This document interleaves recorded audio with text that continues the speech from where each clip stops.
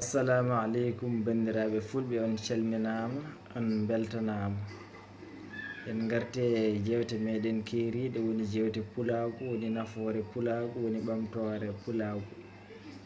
Ko nden jonde tan joɗotoɗen, gaddanen bandiraɓe nafoore mumen, gummoɗen kadi ko waɗani meɗen nafoore,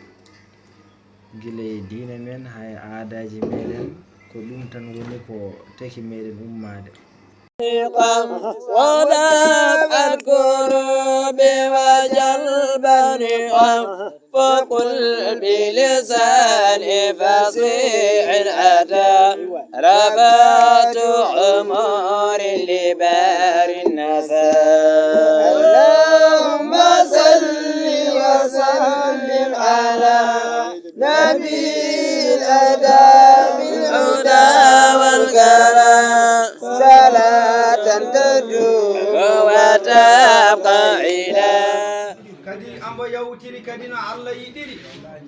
wallahi ambo welto hen ɗum noon en balliri noon Allah jarama en jarama yo Allah waɗe men barke yo Allah ɓeydu famamuye o wi ko janguɗen pamɗen yo Allah waɗ hen barke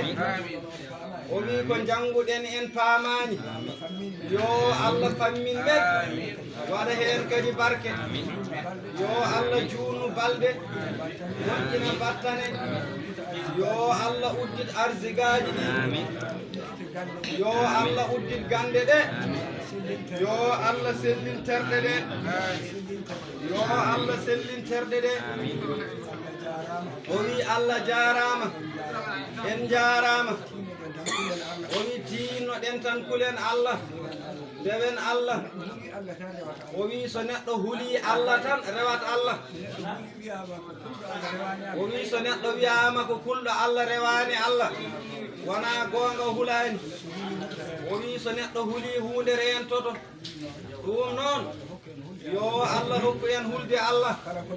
kala kono huule jari hulde tan ko kanko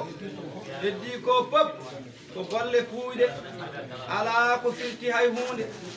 ala ko firti hay hunde ɗum noon yo Allah hokku en hulde Allah hokka en rewde jamiroje Allah o wi Allah hokka men enen sukaɓe ɓene balɗe juuɗe hokka men softede to banggue l'islam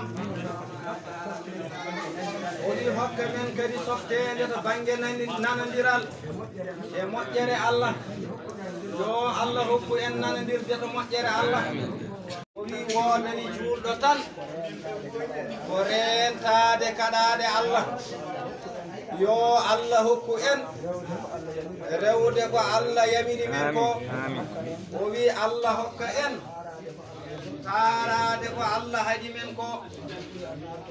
o wi ko Allah ɓuri andude ko feewi yo Allah waɗ men e ɓural peewal manggal